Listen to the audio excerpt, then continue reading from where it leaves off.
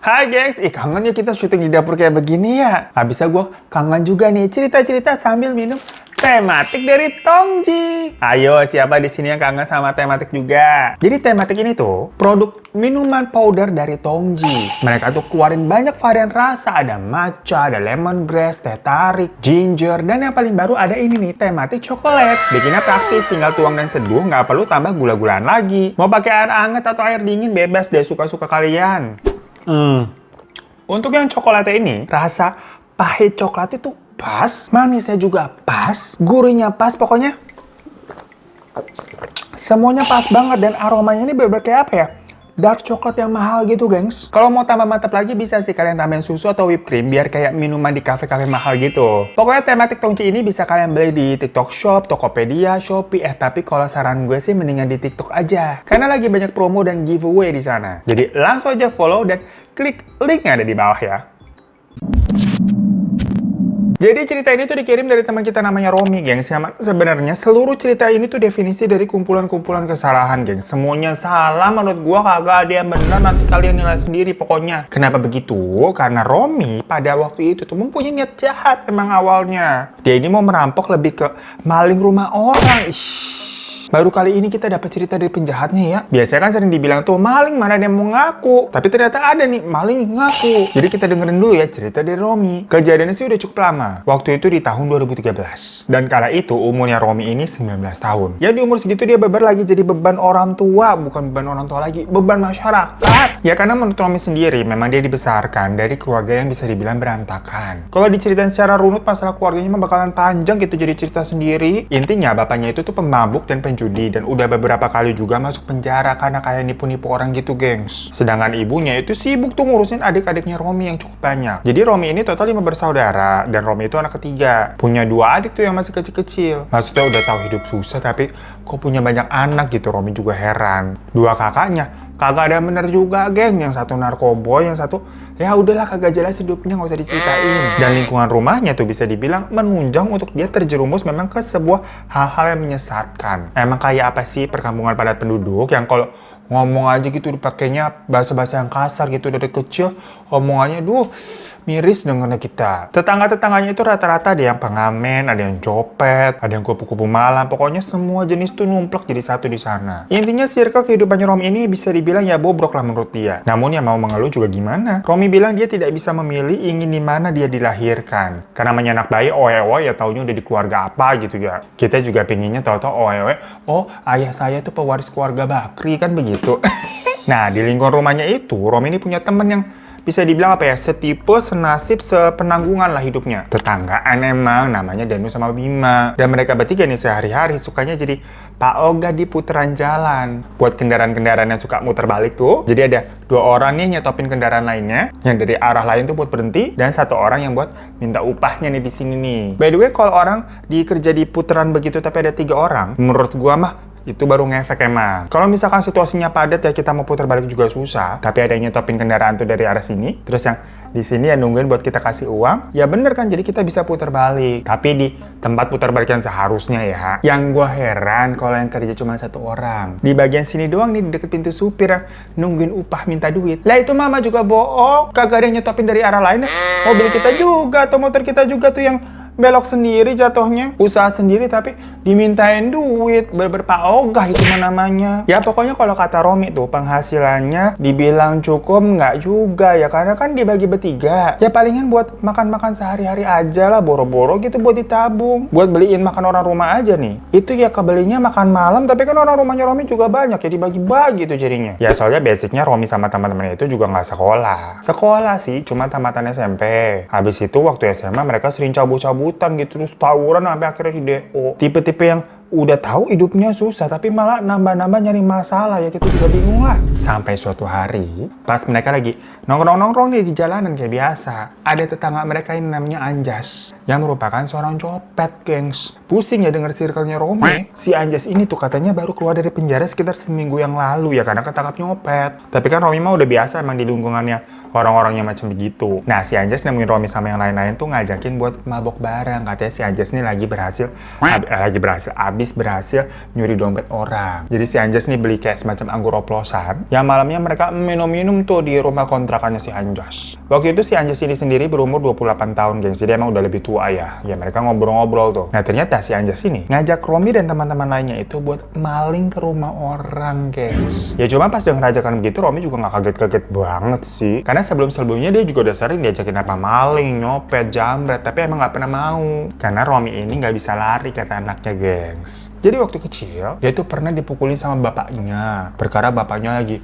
mabok gitu, terus kalah judi, marah-marah tuh pulang tuh dipukulin Romi pakai gagang sapu sampai gagangnya patah. Nah, itu membuat sendi di dengkul kanannya Romi tuh katanya apa sengklek geser gitu, gengs. Jadi sampai sekarang Romi kalau jalan tuh agak sedikit pincang gitu, jadi nggak bisa lari. Ya kalau orang mau maling, mau nyopet gitu kan butuh skill yang kayak kalian semua nih nonton video baru pada saat cepet banget gitu kan gerakannya. Ya nggak bisa Romi begitu. Kalau tadi temennya Bima sama Danu, ya itu beda-beda nih dua orang nih. Menurut Romi, kalau Bima nih, dulu dia pernah tuh ikut tetangga lain nyopet di bis. Ketahuan digebukin sampai babak belur. Dari situ dia trauma karena waktu itu katanya digebuknya udah hampir mati. Habis itu ya dia nggak mau lagi deh. Dan kalau yang namanya Danu emang nggak tertarik aja gitu, bukannya nggak mau ya. Lebih anaknya tuh kayak agak-agak anak-anak YOLO. Sukanya dapat uang dengan cara yang udah santai aja lah kerjaannya. Macam jadi Pak Oga sama teman-temannya gitu kan berdiri di tengah jalan, ngatur mobil, lalalala dapat duit. Nggak perlu deg-degan lari-lari gitu kan takut ketangkep orang. Dia juga bukan tipe-tipe yang muluk-muluk pingin duit banyak, enggak. Apalagi bapaknya Danu, itu bisa dibilang ya paling bener deh orang tuanya daripada orang tuanya si Romi sama si Bima. Bapaknya Danu ini masih sering ke masjid gitu loh. Malahan cita-citanya si Danu sebenarnya katanya pengen jadi tukang parkir aja. Cuman di daerah rumah mereka tahun segitu 2013 itu macam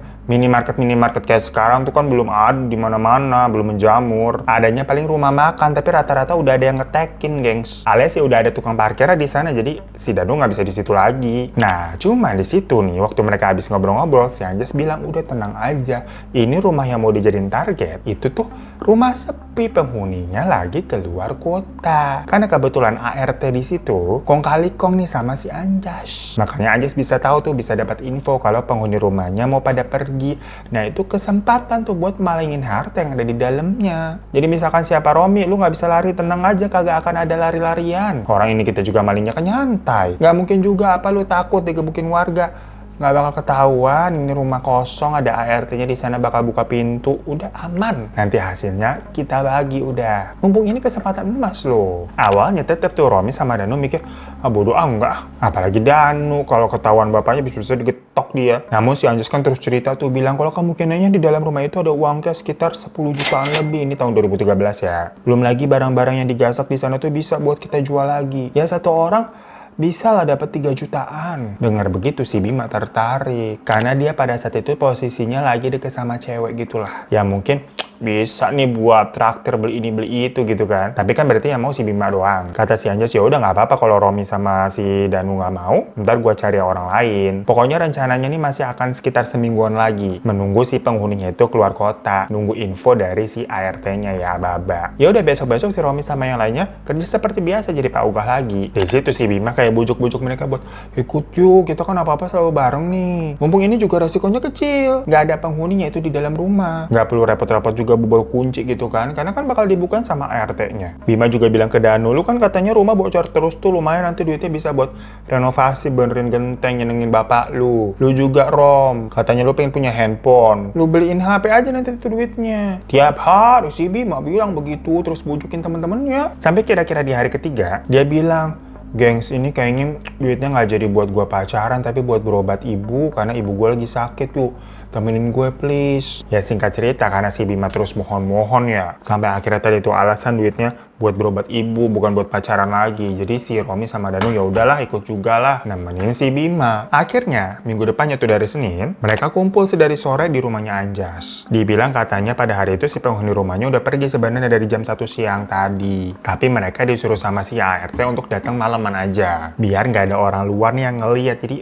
biar lebih aman lah, nggak ada saksi mata. Ya udah hari itu ternyata si Anjas ini udah minjem mobil Kijang yang nggak tahu dia dapat dari mana tuh mobil buat pergi ke sana dan nanti bawa barang-barangnya. maksudnya. Ya karena hari itu kan berarti rumahnya akan kosong ya, masuk dan keluar juga bakalan gampang sebenarnya. Si Danu nanya, kalau begitu berarti nanti kita kira-kira balik jam berapa ya? Jangan sampai tengah malam pokoknya ya, kata si Danu. Anjas denger begitu ketawa. Kenapa emangnya, takut dicariin bapak lu? Tenang aja, kita kan pergi nih paling dari sini jam 10-an. Ambil barang-barang, kalau semuanya lancar juga 20 menit kelar, kita langsung cabut. Lu nggak mau ikut minum-minum dulu, nanti kita buat ngerayain? Jawab si Anjas tuh. Ya bukan gitu, tadi gua pas pamit ke bapak mau pergi, bapak bilang jangan malam-malam, soalnya malam ini tuh malam anggorokasi masuk ke Selasa Kliwon. Dengar begitu nggak cuma Anjas doang yang ketawa, tapi Bima sama Romi pun ikut ketawa. Kayak, lu kenapa tau ngomongin Selasa Kliwon? Takut lo? Ya secara kan kehidupan mereka dari dulu sebenarnya udah keras banget ya. Dari kecil gengs, mau di jalan sampai tengah malam juga kayak nggak pernah ada kejadian-kejadian mistis. Kok tau si Danu ngomongin Selasa Kliwon? Ya udah akhirnya jam 9-an mereka tuh pergi tuh naik mobil. Dan ternyata di luar rumahnya tuh kayak gede banget, pagarnya juga tinggi banget sampai dalamnya nggak kelihatan. Lokasinya sih cukup masuk-masuk dari jalan utama, tapi kanan kirinya ada rumah-rumah tetangga lainnya. Jadi bukan kayak yang di lokasi antah berantah gitu, enggak. Cuma memang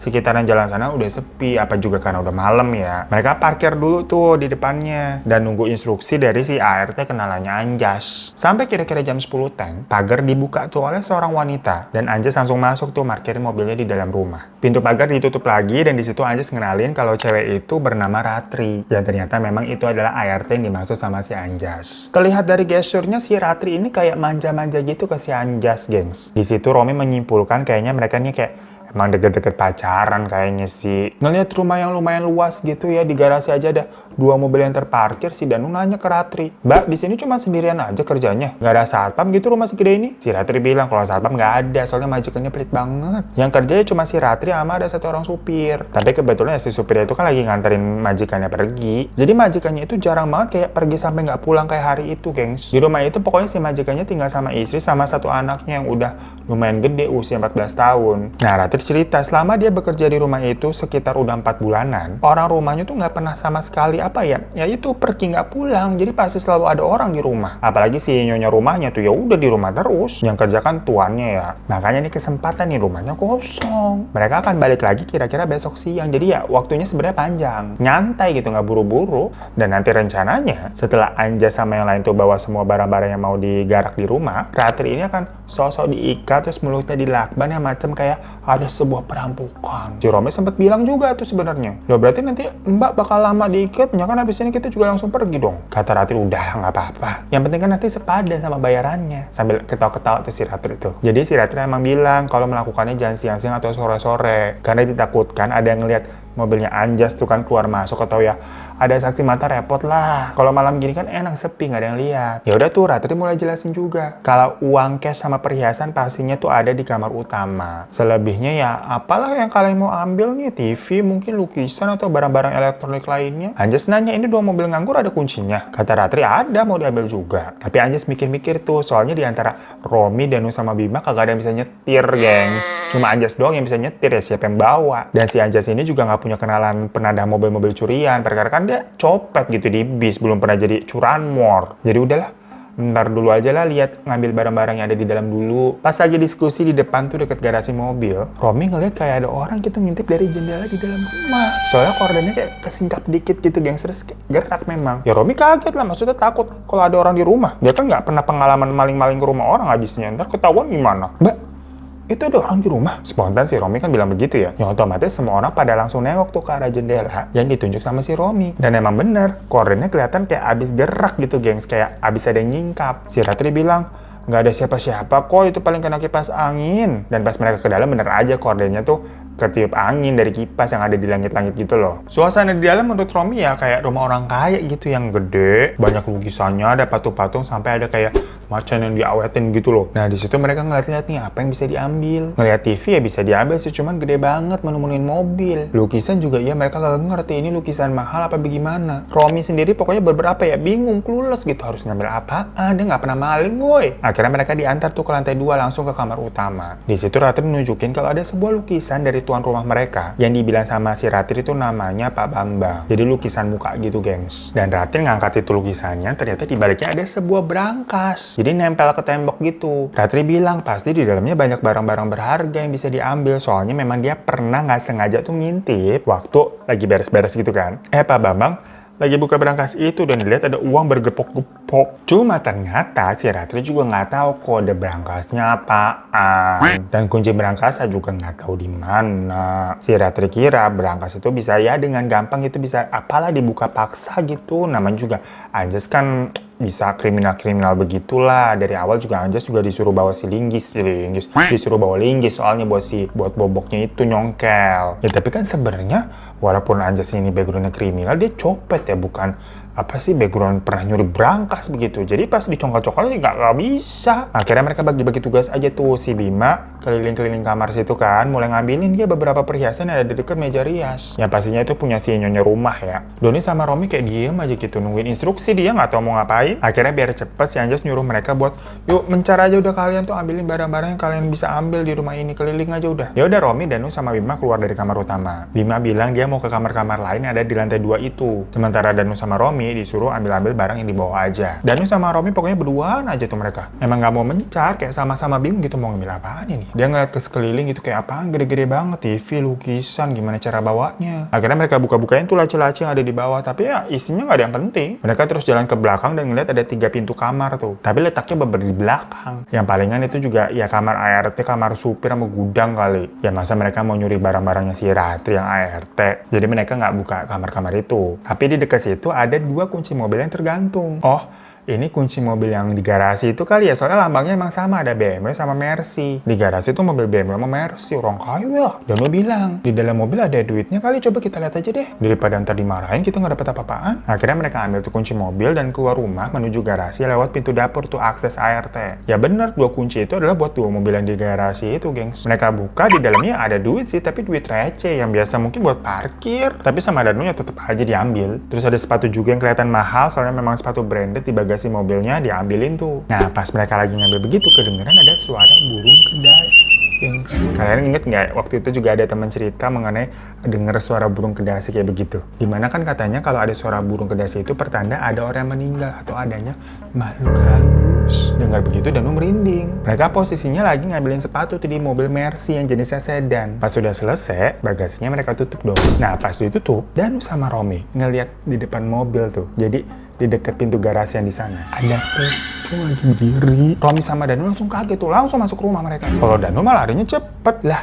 Romi keseok-seok dia, kan jalannya agak pincang. Untungnya Danu setia kawan, jadi dibantuin tuh si Romi. Mereka masuk sambil deg-degan kan. Romi nanya, apaan tuh tadi, beneran pocong? Lo lihat kan, Danu ngangguk-ngangguk sambil kelelahan gitu ngatur nafas. Dia kayak bilang, loh kacau nih, jam berapa nih? Pas dilihat udah jam 10:30. Akhirnya mereka memutuskan untuk balik ke kamar utama tuh, nemuin Anja sama Ratri kayak udah kita buru-buru balik aja yuk. Tapi pas mereka masuk ke kamar, Anja sama Ratri nggak ada di sana, gengs. Dengan posisi pintu berangkasnya masih ketutup. Sementara lukisan dari Pak Bambang tuh disenderin di lantai. Loh, kemana aja sama Ratri? Mereka cari-cari tuh di kamar, nggak ada. Di kamar mandi yang ada di dalam kamar itu juga nggak ada. Mereka masih kayak gemetaran ngeliat penampakan tadi. Akhirnya mereka keluar tuh dan nyoba ngecek ke kamar-kamar sebelah-sebelahnya. Di kamar persis di sampingnya gelap, nggak ada siapa-siapa. Pas mereka nyalain lampu, kondisinya udah berantakan. Kayak lemari-lemari udah dibukain, baju-baju berserakan di lantai gitu ya. Mungkin perbuatan si Bima, kan tadi emang geledah-geledah di kamar-kamar situ katanya. Dan terlihat itu kayak semacam kamar anak seorang cewek. Soalnya kayak ada boneka-bonekanya gitu, gengs. Tahu-tahu kayak ada terdengar suara-suara dari kamar lain. Di lantai 2 itu tuh ada 4 kamar, gengs. Kalau kata si Ratri di awal, ada kamar utama, kamar anak, kamar tamu, sama kamar kerja. Nah, suara-suara tadi itu datang dari kamar keempat tuh yang ada di pojokan. Roni sama si Danu itu dari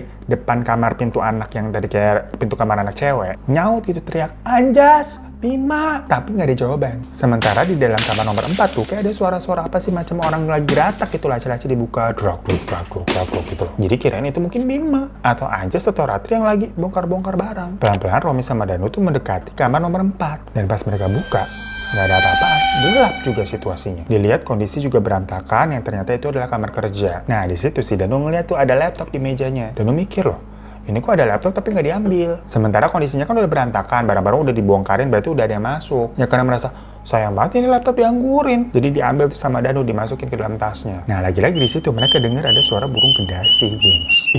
Langsung merinding lagi. Romi bilang, udah yuk kita keluar aja di rumah ini. Danu mengiyakan tuh. Akhirnya mereka keluar kan menuju tangga mau turun. Di tengah-tengah tangga ada 3 pocong, gengs. Berdiri berjejer 1, 2, 3. Nggak kuat kita. Rasanya katanya jantung tuh berlemes, mereka berdua langsung lari lagi masuk ke kamar utama. Ini konteksnya Romi jalannya pincang ya gengs ya. Jadi larinya juga nggak bisa cepat. Di dalam kamar mereka panik. Wah nggak beres nih rumahnya. Duh gimana dong? Romi yang udah ketakutan akhirnya teriak-teriak tuh. Manggilin Anjas sama Bima kayak, Anjas, Bima, di mana lo? Tapi nggak ada yang nyaut gengs. Tahu-tahu wah, pintu kamarnya kebuka sendiri. Cuma dilihat nggak ada apa-apaan. Romi teriak ke Danu, Nu, tutup Nu. Tapi Danu juga kayak ragu-ragu ya. Dia kayak mau nyamperin nutup pintunya mungkin takut. Itu kebuka sendiri gimana ceritanya habisnya? Dari pintu itu soalnya beber langsung ngadep ke arah turun tangga tuh. Sementara kan tadi di bawah tangga sana ada poci-poci manja. Jadi Danu ikutan mematung tuh ngeliatin aja. Dan perlahan-lahan kelihatan kayak ada putih-putih nongol gitu yang mana pocinya naik ke atas, gengs. Roni makin teriak tuh, Nu, tutup pintunya, Nu. Soalnya Roni sendiri nggak sanggup gerak, kakinya udah gemeteran banget. Ya mungkin Danu juga sama sebenarnya ya. Makin lama itu poci makin terlihat, geng. Karena posisinya kan dari bawah gitu, jadi atas kepalanya dulu, itu kan muka sampai lama-lama setengah badan. Makin deket gitu naik dari tangga. Di situ si Danu baru kayak jalan nutup pintu langsung brok, kunci. Mukanya kelihatan ketakutan banget dan kayak shock gitu loh. Dia berdiri ngebelakangin pintu kan. Romi juga udah setengah nangis di situ. Tiba-tiba kayak ada yang gedor-gedor pintunya tuh gengs. Danu langsung lari menjauh. Tadi kan habis sedang ngunci kayak sandaran sebentar kan, tau-tau ada yang geduk. Berdua si Danu sama Romi kalau diem tuh di kamar tuh. Sementara pintu terus digeduk-geduk terus. Romi ngeliat tangan Danu kayak gemeteran. Sementara Romi kan celingak-celinguk gitu, terus dia ngeliat ada jendela. Dia mikir apa keluar lewat jendela ya. Bener-bener udah kayak maling jatuhnya gitu. Si Romi kayak cuman mengisyaratkan kayak ada jendela tuh. Akhirnya mereka ke jendela tuh. Tapi pas buka korden, dilihat di luar gelap banget. Kayak nggak kelihatan apa-apaan. Padahal seharusnya arah jendelanya itu tuh ke bagian depan rumah. Alias ya berarti harusnya ngeliat taman sama jalanan depan. Tapi ini bergelap, nggak ada apa-apaan gitu. Dan kedengaran lagi ada suara burung kedasi yang kayak banyak banget gitu bersaut-sautan. Langsung ditutup lagi tuh jendelanya. Danu bilang, cari apa aja deh yang bisa dijadiin senjata. Ya mungkin Danu mikir itu poci-poci bisa dipentong kali ya. Atau at least ya biar ada pegangan aja. Karena kan mereka datang ke rumah itu nggak pakai persiapan senjata-senjataan, gengs, kayak maling-maling pada umumnya.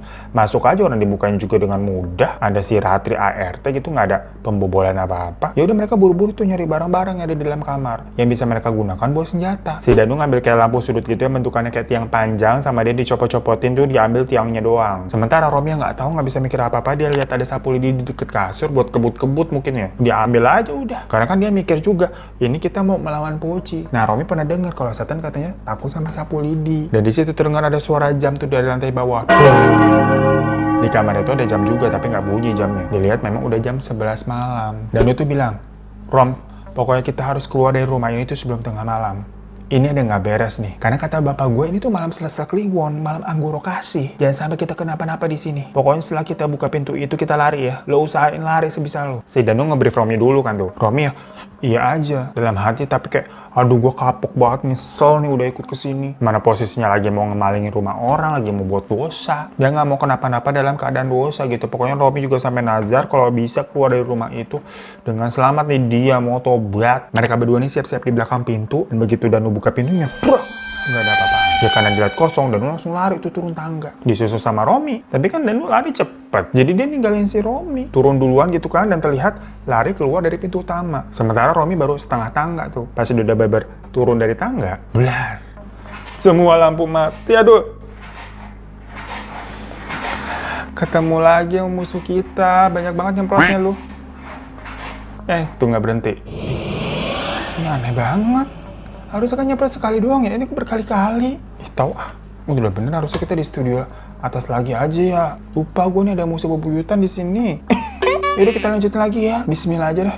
Sekarang baru jam 12 teng. Tadi sampai mana? Pasti Romi udah turun tangga tuh. Semuanya mati lampu. Romi sendirian.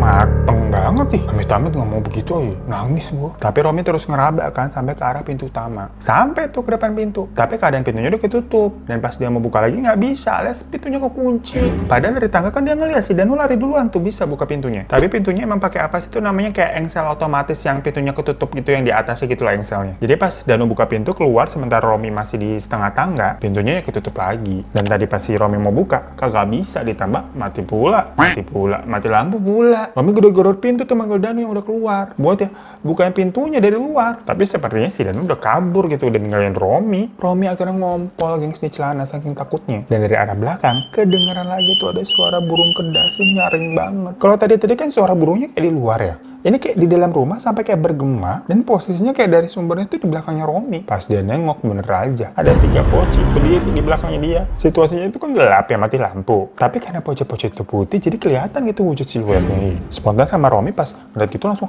ditebas tuh pakai sapu lidi. Dan seketika itu juga katanya wujud-wujud poci itu berubah jadi kayak kerangka, kayak tengkorak gitu, gengs. Jadi kain putihnya kayak kesingkap gitu jadi asap, terus kerangka jadi tebas lagi tuh. Habis itu baru tuh kerangkanya hilang jadi asap. Jadi tadi maksudnya pas wujudnya poci ditebas gitu kan, kain pocinya itu kayak jadi asap, jadinya kerangka doang. Nah, ditebas lagi tuh kedua kalinya, baru habis itu jadi asap hilang. Ya Romi langsung berusaha lari. Maksudnya dia mau ke pintu akses Arte yang tadi deket dapur yang buat keluar ke parkiran. Tapi karena gelap dia ngeraba-ngeraba nggak temu tuh posisinya di mana. Saking paniknya gitu ya, dia tergopoh-gopoh dengan kaki yang pincang. Dan malah tahu-tahu menuju ke pintu kamar yang di belakang tuh, yang tadi ada 3. Sama dia dibuka tuh salah satunya. Pas dia masuk dia kunci tuh di dalam. Dia mikir kalau malam itu dia nggak bakalan selamat deh kayaknya nih. Dia udah masuk rumah yang salah nih. Apa jangan-jangan dia memang dijebak dari awal apa gimana? Karena kok Anjas, Bima, sama Rati nggak kelihatan di rumah itu lagi. Dan sekarang Romi sendirian di dalam rumah. Sementara Danu udah keluar. Dia nangis-nangis aja tuh di dalam dengan celana yang udah basah. Kan tadi dia ngompol. Dia nggak tahu tuh berapa lama dia di dalam situ. Sampai tahu-tahu terdengar suara bunyi jam di ruang tengah lagi tuh. Yang berarti menunjukkan jam 12 malam. Tengah malam, gengs, kita merinding. Karena sekarang juga tengah malam. Sementara di luar tahu-tahu terdengar kayak ada suara tuh rame. Ada yang ketawa-ketawa, ada yang jejeritan. Sampai ada suara harimau juga, gengs, katanya. Yang menurut Romi itu nggak masuk akal. Jadi dia juga nggak berani, nggak mau buka pintu buat ngecek lah, bodo amat lah. Selama di dalam kamar itu nggak ada apa-apa, ya udah di dalam aja. Kamarnya tuh kecil, gengs, nggak ada jendelanya, jadi gelap. Dan sepertinya itu kamarnya supir. Karena dari spray sama ada baju digantung tuh baju cowok. Pokoknya semalaman si Romi cuma diem aja tuh di kamar tuh. Sementara di luarnya itu terdengar tuh masih suara ribut-ribut nggak jelas. Berjam-jam si Romi diem gemeteran. Dia sebenarnya udah cukup ngantuk dan lelah, tapi matanya tuh nggak berani buat merem buat tidur, nggak berani. Entah kenapa dia mikir kalau dia merem dia nggak bakal bisa bangun-bangun lagi. Badannya juga kedinginan karena celananya basah, bau pesing juga tuh satu kamar. Tapi semua ketutup lah sama rasa takutnya si Romi. Romi sendiri juga berasa lama banget di dalam kamar situ, gengs. Sampai tahu-tahu terdengar suara azan subuh. Jadi kayak lama banget pokoknya dia merasanya. Sampai akhirnya azan subuh tuh. Nah, habis azan subuh itu baru dia suara-suara berisik yang tadi di luar tuh yang macam-macam hilang, gak kedengeran lagi, sunyi. Tapi si Romi tetap gak berani keluar. Nyalinya masih terlalu kecil kalau harus berhadapan dengan penampakan-penampakan lagi. Dan dia berpikir, kalau misalkan ini udah subuh, langit juga belum terang. Ya kalau terang kan biasanya berapa? 1 jam atau 2 jam setelah azan ya? Cuma karena tadi suara-suara di luar tuh udah hilang, entah kenapa perasaan Romi tuh lebih tenang jatuhnya. Dan dia akhirnya tertidur tuh karena saking ngantuknya nahan dari tadi. Romi tidur gitu kan, sampai tahu-tahu dia terbangun karena ada suara gagang pintu kayak mau dibuka gitu dari luar, guys. Diketok-ketok juga gedor. Romi nggak tahu itu jam berapa, dia udah tidur berapa jam juga dia nggak nyadar. Karena di kamar itu lagi-lagi nggak ada jendela, keadaan masih tertutup gelap. Sampai tahu-tahu brak, pintunya didobrak. Dan terlihat ada beberapa orang tuh berdiri di depan pintu. Yang mana salah satunya teriak, "Ini ada satu lagi pak di kamar supir." Dari situ si Romi dibawa keluar tuh sama bapak-bapak. Yang ternyata kelihatan emang udah terang tuh karena matahari sinar masuk-masuk dari jendela. Dan pas ngeliat jam di ruang tengah tuh ternyata udah jam 1, gengs. Jadi pas tadi Romi tidur tuh subuh-subuh bangun-bangun jam 1, berarti berapa jam dia tidur? Jam 8. Ini nyenyak bener ya. Dan dilihat di ruang tengah udah ada Danu, Anjas, Ratri diikat. Romi sadar nih kalau mereka ketahuan lagi maling, ya udah pasrah aja. Romi ikut diikat gitu pakai tali jemuran dan didudukin di sebelah Danu. Gak lama si Bima terlihat tuh dituntun turun dari atas tangga. Pokoknya banyak warga di sana, rata-rata bapak-bapak. Dan terlihat ada Pak Bambang juga tuh di situ, soalnya ya mukanya mirip sama yang lukisan ada di kamar utama. Gak lama polisi datang dan mereka semua diamankan. Romli itu diinterogasi secara terpisah sama yang lain. Dia ditanya-tanyakan dan dengan pasrah Romi itu menjawab semuanya. Mengakui kalau memang dia berniat maling masuk ke rumah itu karena diajak temannya namanya Anjas dan dapat akses karena kenal sama si Ratri tuh ART di situ. Pokoknya dia ngomong apa yang memang sebenarnya terjadi yang dia tahu. Tapi pas ditanya, kenapa kamu terus ngumpet di kamar supir belakang sampai pagi? Ya lagi-lagi Romi cerita apa yang dialami. Di situ polisinya ketawa aja, tapi katanya tetap ditulis ke dalam berita acara. Setelah itu Romi dimasukkan ke sel bersama yang lainnya, kecuali Ratri ya, karena kan Ratri di sel khusus wanita. Baru di situ Anjas, Bima, Madanu gitu kan pada cerita tuh satu sama lain. Yang kurang lebih mengalami hal yang sama jatuhnya, gengs. Yang ternyata kalau Anjas sama Ratri yang sebenarnya awalnya di kamar utama tuh, mereka tuh mengaku lari keluar rumah, tapi muter-muter terus. Nggak nemu pintu pagar keluar tuh di mana, kayak semuanya tembok. Abis itu kalau si Bima bilang dia sebenarnya ngumpet di kamar yang 4 di lantai 2, kaget. Ada suara burung. Suara burung apa suara cicak sih tuh? Kalau si Bima itu ngumpet di kamar nomor 4 yang kamar kerja. Dan Danu juga sama tuh kayak si Anjas, dia udah keluar tapi muter-muter terus nggak nemu pintu pagarnya di mana, semuanya tembok. Tapi dia bilang nggak ngeliat Anjas sama Ratri, padahal udah muter-muter keliling rumah. Jadi ternyata masing-masing dari mereka itu kayak seperti dibutakan, nggak ngeliat rekannya masing-masing sampai ya jadinya kepisah semua tuh. Sampai akhirnya bisa ditemuin atau pas sadar ketika Pak Bambang ini udah pulang ke rumah. Karena pada kecapean juga ya mungkin ya, semua juga dalam keadaan tidur tuh pas ditemuin. Habis itu ya udah kan digerbek keluarga kayak si Romi tadi lah pokoknya. Nah cerita itu kan juga didengar nih sama napi yang ada di sana, kayak ditanya kenapa lu masuk sini? Ya dibilang kan mau maling nih tapi malah diganggu makhluk-makhluk gitu kayak pocong jadi kerangka, terus nggak bisa keluar dari rumah. Mereka malah diketawain. Dibilang ya pasti itu yang punya rumah pelihara jin tuh buat ngamanin dari penjahat emang. Jadi misalkan kalau ada orang jahat atau mau maling itu bakalan diganggu dan nggak bisa keluar sampai penghuninya tuh balik. Dan pas denger setannya kayak pocong tapi dari kerangka, dibilang katanya itu namanya jerangkong, yang merupakan setan berwujud kerangka manusia yang biasanya buat nutupin kerangkanya itu mereka kayak pakai kain, makanya kelihatannya jadi kayak pocong. Hantu jerangkong itu emang suka ngejar manusia kan ya gengs, apalagi kalau dipelihara yang jatuhnya kayak peliharaan anjing penunggu rumah. Misalkan kalau ada orang jahat masuk rumah ya bakalan dikejar. Dan karena ini tuh hitungannya hantu jahat ya. Ya berarti si pemilik rumah atau majikannya itu ngilmu hitam. Soalnya memang ada napi di sana juga yang punya pengalaman sama, tapi di rumah yang berbeda. Dan dibilang si pemilik rumahnya itu ternyata memang memelihara jin yang macam jerangkong itu buat jagain rumahnya. Habisnya bener aja gengs. Mereka bertiga kan akhirnya dinyatakan bersalah karena melakukan pemobolan ke dalam rumah orang yang dengan niat mencuri. Walaupun jatuhnya belum sempat ada barang yang dibawa kabur keluar dari rumah itu ya. Mereka semua kejebak, jadi mereka dihukum 4 bulan penjara. Nah, menurut Romi sih untungnya di penjara dia tidak mendapatkan perlakuan yang serem-serem. Karena dia pun juga berkelakuan baik, nurut, hormat sama orang-orang yang di situ. Malah Romi ini tuh rajin ikut sholat pagi berjamaah dan tadarusan tuh habis maghrib. Selesai keluar dari penjara, mereka itu sempat ditengin sama Pak Bambang. Waktu ya Romi sama yang lainnya tuh balik lagi jadi Pak Oga tuh di puteran. Ya mereka kan emang nggak punya kerjaan, apalagi mantan napi begitu ya. Menurut mereka ya udahlah jadi Pak Oga aja, seenggaknya nggak merugikan orang, nggak dosa gitu, kalau mau ngasih ya syukur, kalau enggak ya udah. Nah mereka didatangi tuh sama Pak Bambang, dibilang mau kerja nggak sama dia. Cuma kan karena basicnya bertiga ini udah lumayan tobat ya, walaupun belum tahu maksudnya si Pak Bambang ini ngawarin kerjanya tuh apaan. Tapi kan mereka udah tahu tuh rahasia dari Pak Bambang. Kalau di rumahnya, kalau kata orang-orang napi, si Pak Bambang ini kan berarti pemilik jerangkong yang ilmu. Jadinya udahlah mereka langsung tolak. Karena ngeliat mukanya Pak Bambang aja udah trauma, takut mereka. Di situ Pak Bambang tapi nggak maksa. Dia langsung pergi aja dengan mobil yang dikendarai sama supirnya tuh di depan. Jadi ngomongnya tuh juga dari dalam mobil. Tapi lain halnya dengan si Anjas. Karena sepertinya Anjas ini menerima tawarannya Pak Bambang. Soalnya nggak lama si Anjas tuh pergi dari rumah kontrakannya dan nggak balik-balik lagi. Dan terakhir sekitar 2 tahunan setelah kejadian yang itu tuh ketemu sama Pak Bambang, jadi tahun 2015, Romi tuh sempat ketemu sama Anjas di jalan. Saat itu si Romi masih jadi Pak Oga. Dan Anjas nyetir mobil, dia putar balik terus ngasih duit 100.000 ke Romi. Tapi nggak bilang apa-apa. Jadi kayak pengendara lain aja gitu kan, muter balik sambil buka kaca, buka jendela terus ngasih duit. Habis itu udah jalan. Yang bagian terima duit kan si Romi nih. Sedangkan Danu sama Bima yang nyetopin mobil kan. Jadi mereka nih nggak ngeliat si Anjas yang posisinya di pintu supir ya deket Romi. Romi langsung bilang kan, tadi itu tuh Anjas tuh yang di mobil tuh ngasih 100.000 nih. Cuma Danu sama si Bima bilang, duit setan tuh, jangan dipakai, udah dimasukin aja ke kotak amal. Jadinya itu duit mereka masukin ke kotak amal masjid, gengs. Habis itu udah mereka nggak pernah ketemu lagi sama Anjas. So itu gengs, cerita Romi yang sekarang katanya sih udah tobat. Setelah tuh punya pengalaman gagal maling di rumah orang. Yang kita kira mereka dijebak sama Ratri ya, tapi ternyata Ratri pun kena mental tuh di penjara. Sekarang sih Romi udah berkeluarga dan udah nggak jadi Pak Oga. Dimana katanya dia ketemu orang baik mau memperkerjakannya di bagian bungkus-bungkus packing-packing barang gitu gengs. Sampai curhat dia katanya kalau lagi tanggal kembar kayak 10-10, 11-11, 12-12. Kerjanya bisa dari pagi sampai malam gitu, bahkan pernah nonstop gitu sampai besok paginya lagi. Ya udah di gudang packing barang terus. Tapi ada jam istirahatnya juga sih. Ya pokoknya katanya dia asal kerjanya halal-halal aja lah. Bima juga masih sama kerja bareng tuh sama si Romi. Tapi kalau Danu udah mondok katanya jauh di daerah lain, ikut sama bapaknya dan udah lose kontak juga. Kalau Anjas terakhir itu ketemunya di tahun 2015, habis itu nggak ketemu lagi. Ya terima kasih ya Mas Romi untuk ceritanya ya. Kalian ambil yang baik-baiknya dan buang buruk-buruknya, jangan diikutin. Habis itu udahlah tahu dosa mau maling gitu, pakai gagalnya pula kan diteror sama jerangkong ya amit-amit. Cuma kita juga penasaran sebenarnya ceritanya Anjas itu bagaimana dan siapa sih itu Pak Bambang itu ya? Kan kita kepo abis anaknya. Udah thank you semuanya ya, sampai jumpa lagi di TCHI yang udah mau habis ya, udah mau Januari mau habis ya. Udah deh, sampai jumpa lagi, assalamualaikum.